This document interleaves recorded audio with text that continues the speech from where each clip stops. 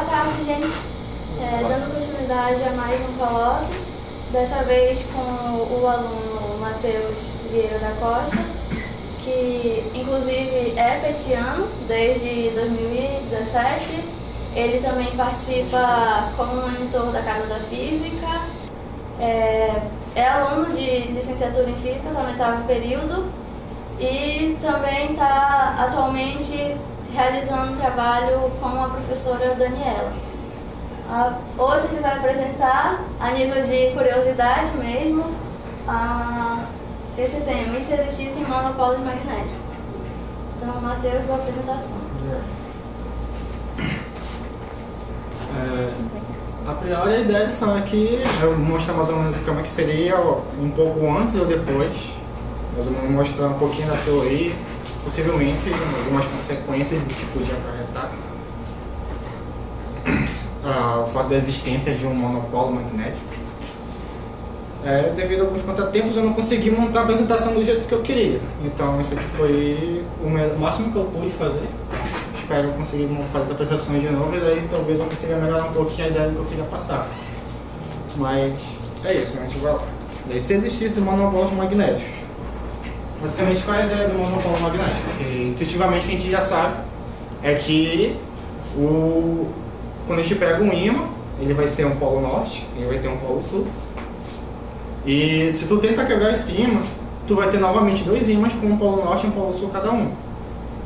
A ideia do monopolo é que vai existir algo de tal maneira que tu consiga quebrar o ímã, que ele fique apenas com os polos individuais e não formando um novo ímã com dois polos novos. Que a ideia do monopolo seria a ideia de uma analogia à carga elétrica, do caso elétrico, seria basicamente a carga magnética. A teoria que foi proposta foi por Dirac. Aqui é um pouquinho a história, um pouquinho sobre o cara que formulou a teoria. O Dirac era um físico teórico britânico. Ele estudou engenharia elétrica na Universidade de Bristol. Ele viveu entre 1902 e 1984. Em sua tese de doutorado, desenvolveu uma versão da mecânica quântica incorporando a mecânica de Werner Heisenberg com a mecânica ondulatória de Erwin Schrödinger em um formalismo matemático. Ele basicamente pegou o formalismo de um, que trabalha na mecânica quântica, o formalismo do outro, e conseguiu unificar essas duas coisas, unificando as duas coisas para trabalhar casos mais gerais da mecânica quântica. E em 1928 desenvolveu a chamada equação de Dirac, que descreve o comportamento relativístico de um elétron, levando a prever a existência do pósitron. Quem não sabe, o pósitron é a antipartícula do elétron, ou seja, digamos o lado oposto do bichinho. Mas enfim. Quando o Dirac tentou formular a ideia da teoria, fazer os estudos dele, a questão, a ideia do monopólio, ele queria encontrar uma explicação do porquê a carga elétrica ela é quantizada. Daí que vem, porque se pegar as partículas elementais atualmente conhecidas, a maioria delas, tu consegue ver que elas são, a carga de cada uma delas é sempre descrita como um múltiplo inteiro da carga do elétron.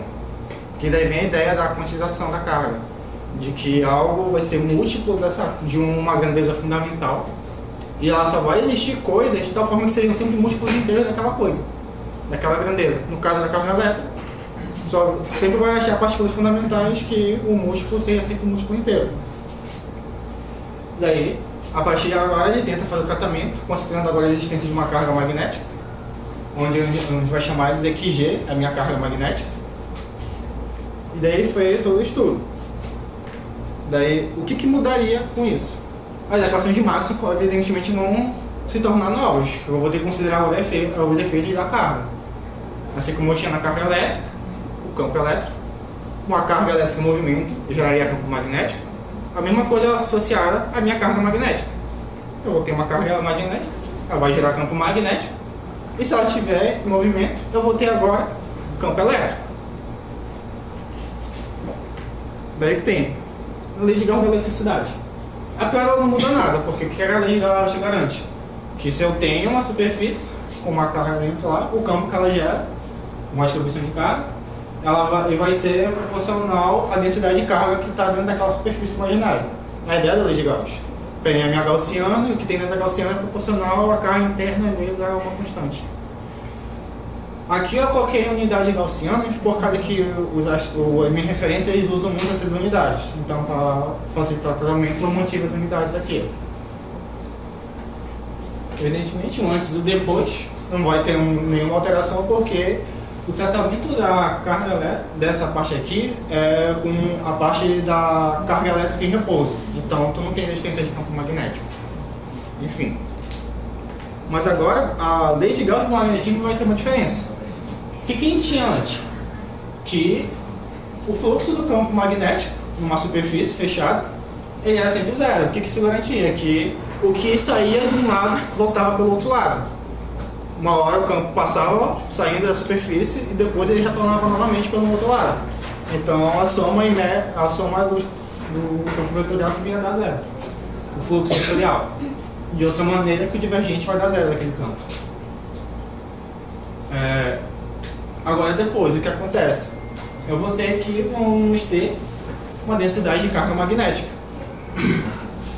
Devido à resistência de carga magnética, eu vou ter uma densidade na minha distribuição. Onde, na forma diferencial, a gente tem que o divergente agora ficar algo similar ao do caso elétrico.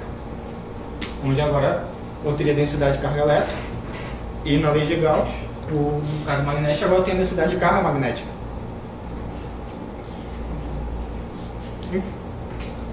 A lei de Ampère-Maxwell. A gente tem ela aqui, uma bonitinha, que eu vou ter uma... Como é que diz?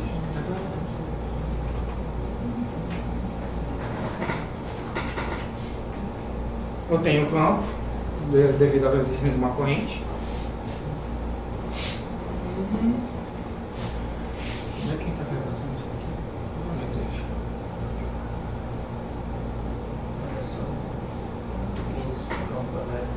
Sim. Obrigado. Aqui, eu tenho o campo elétrico com uma circuitação, que é no caso um caminho fechado. Se eu pego o campo e avario ele em torno de um caminho fechado, eu vou ter uma variação de campo magnético, do fluxo do campo magnético com o tempo, naquele caminho. E, além disso, o Maxwell também observou que ia ter existência do que chama de corrente de deslocamento. Isso aqui é só algo em geral. Evidentemente, o que eu estou vendo é apenas a situação onde eu tenho o campo magnético associado ao campo elétrico. A priori, esse aqui não altera nada. Mas o outro caso, que no caso a lei de Faraday, ela vai sofrer uma alteração. Porque agora eu vou ter associação do campo elétrico em um caminho fechado, que vai me dar o fluxo de campo magnético. Só que além disso, agora como eu tenho corrente magnética, eu vou ter agora a minha densidade de corrente magnética. A existência de corrente magnética vai existir agora, porque eu agora vou ter cargas magnéticas se movimentando. Se eu tenho carga magnética se movimentando, eu vou ter agora o que podemos chamar de corrente magnética. E se ela está em movimento, ela gera campo elétrico.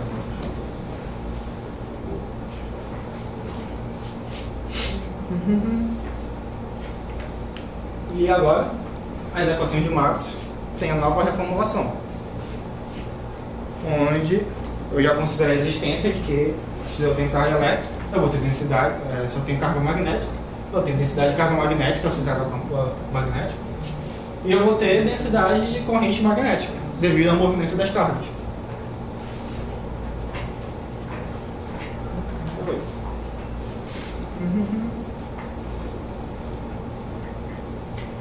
Uma coisa interessante também é que a equação de onda ainda vai ser mantida na mesma estrutura, por causa que as condições ainda vão ser estabelecidas. Para tentar demonstrar, obter a equação de onda de uma onda eletromagnética, considerava que isso aqui esteja no vácuo. Então eu não tenho corrente elétrica nem magnética e não tenho nem densidade de carga elétrica nem magnética. Daí tu faz o tratamento e tu consegue obter novamente as equações da onda eletromagnética, mesmo com a adição de monopolos.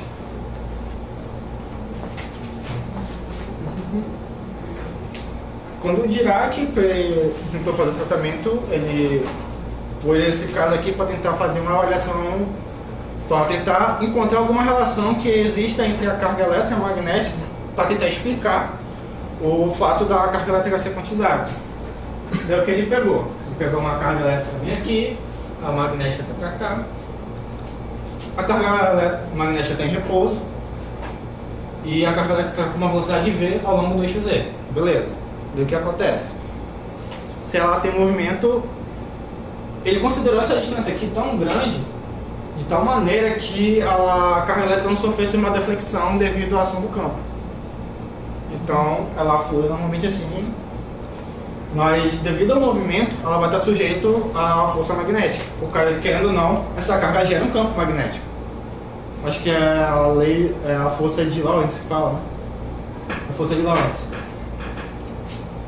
Então, daí fazendo o tratamento, vai ter, devido à força de Lorentz, ela vai ter um momento angular, onde a componente do momento angular na direção Z vai existir. Que essa força de Lorentz ela vai apontar para a direção Y, que é saindo do quadro. Que o campo, vamos considerar, por exemplo, que o campo desse aqui se comporta radial saindo. Então o que vai acontecer? Eu não posso riscar o quadro, né? Porque isso não é um quadro. Mas enfim, o campo vai estar saindo, então a direção do campo está para cá, certo? A velocidade está para cá. A força ela é proporcional ao produto vetorial da velocidade pelo campo.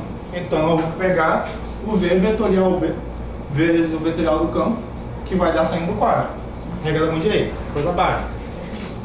Então a gente tem que a força vai sair, vai atuar de tal maneira que ela sai, vai, como é que diz? Ela vai sair do quadro. Vai fazer a carga vir nessa direção. Por causa disso ela vai ter um momento angular, onde a componente Z é daquela forma. É 2 vezes o produto da carga elétrica e carga magnética, dividido pela constante da velocidade da luz. Fazendo todo o tratamento. Evidentemente que eu omiti que não é algo meio desnecessário. A ideia disso aqui é apenas curiosidade. Tá, mas por critério de quantização, a gente é uma coisa que já foi mostrado nos conceitos quânticos, é que o momento angular de um partícula quântica aí sim vai ser um múltiplo inteiro da constante Planck. Então o que a gente tem? Que por um lado, o momento angular no eixo Z é aquilo ali. Por outro lado, a gente tem que o momento angular no eixo Z é isso aqui.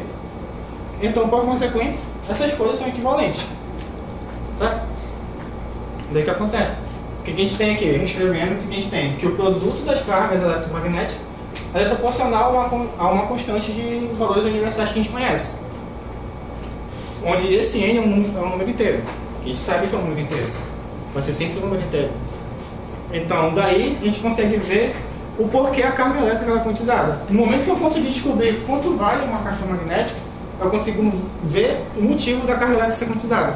O fato delas estarem interligadas. Se eu considerasse que a carga magnética agora existe, então ela tem um valor específico.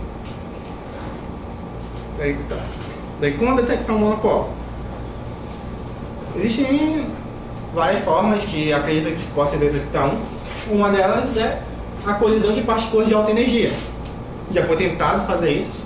Isso aqui não deu muito certo, mas como é que seria a ideia? Eu pegaria um exemplo seria pegando um fóton de alta energia e fazendo ele colidir com um próton.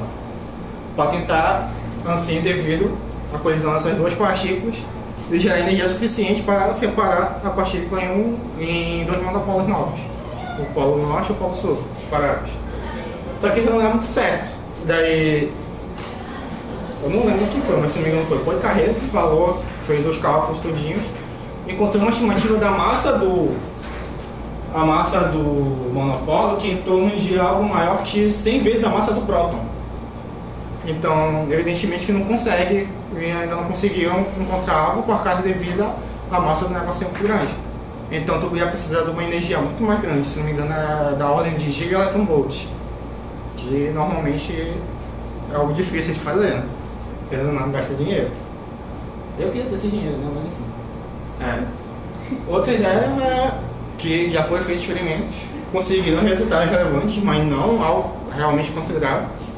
É procurar os monopólios pela atmosfera a partir de raios cósmicos que vem Daí tu consegue coletar algumas informações associadas. No momento que eu consegui descobrir alguma partícula que venha associada a esses raios cósmicos, que tenha algo da ordem da energia dessa coisa, desse monopólio, eu consigo descobrir, consigo detectar de fato que ele existe. Mas a priori, nada ainda foi mostrado, assim, com muita veracidade. Daí, algumas consequências bem simples. Se eu tenho carga magnética, eu vou ter corrente magnética devido ao movimento. Então agora eu vou poder trabalhar associação de circuitos magnéticos. Algo bem bonitinho. Uma coisa interessante que eu não tenho certeza do que eu vou falar. Eu só estava viajando uma vez com a Camila outro dia. Estava sendo nada, daí imagino. Se eu tenho o raio, é a diferença de potencial devido às cargas elétricas na nuvem e o solo. Então agora eu teria um raio magnético. É uma viagem assim, mas agora eu fico imaginando como seria um raio magnético. Será que ele é roxo? Eu imagino roxo, não sei. Supercondutividade não ia ser algo tão complicado.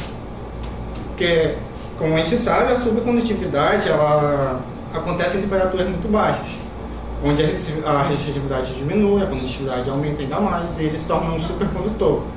Quando daí o efeito Joule é basicamente algo que não existe como que fala? No limite desse campo. Então eu conseguiria achar um supercondutor em temperatura ambiente. Olha a maravilha. Não me pergunte como. Eu não sei como é que é a ideia desse campo. Eu não sou especialista na teoria. Eu só peguei algumas informações e tentei montar algo que fosse para passar aqui para vocês. Mas algumas coisas daqui acontecem, que é algo bem interessante. Isso aqui, fazendo uma pesquisa, foi que eu achei no site da UFRG, Universidade Federal do Rio Grande do Sul. E a pergunta que era uma página lá onde eles tiram algumas dúvidas. Daí, né, numa das dúvidas lá, alguém perguntou: é possível detectar monopólios e qual que seriam as consequências? Esse aqui é apenas um trecho do negócio todinho lá, que esse professor respondeu, que é o professor Luiz Fernando Ziebel, acho que é isso.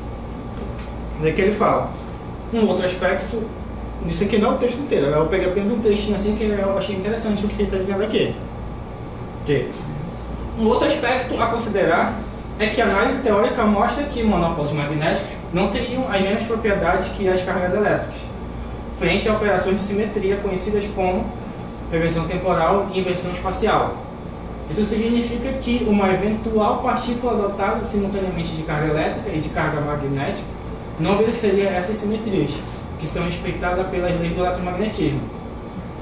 Na sua forma presente, sem monopólios magnéticos, ou seja, a presença de monopólios magnéticos poderia ser absolvida, mas é à custa da perda de uma simetria considerada fundamental. Porque um cara aqui está considerando o fato de efeitos relativísticos por causa da carga magnética. Porque, querendo ou não, a gente já tem um estudo voltado à carga elétrica, onde a gente tem os efeitos relativísticos, a carga próxima à velocidade da luz e tudo mais, que a gente parar o todinho. E tudo que a gente mostrou aqui, essa ideia de formulação simétrica que a gente viu até o momento, é considerando as situações individuais. Eu tenho uma coisa separada, uma distribuição de carga magnética, eu tenho distribuição de cargas elétricas, e eu tenho um tratamento associado a cada uma delas individualmente. Mas no momento que eu junto as duas coisas numa só distribuição, a física vai mudar um pouquinho. Eu não vou ter mais o comportamento simétrico, que é isso que ele está querendo dizer. Eu não vou ter mais aquela simetria que a gente tanto gosta que as equações fiquem, não vai ficar mais. Que nem nas equações de Maxwell. O tratamento delas é por causa que cada uma tem a sua situação. A carga elétrica parada, a carga magnética parada, ou as dois movimentos vão gerar coisas diferentes. Mas elas vão estar interligadas por causa dessa. Elas vão ter uma ligação. Mas, de forma. Eu não sei se eu posso dizer isso, mas de forma separada. Devido à consequência do movimento, aquilo começa a existir. O que tem mais aqui? E acho que é isso. Essas aqui são algumas referências.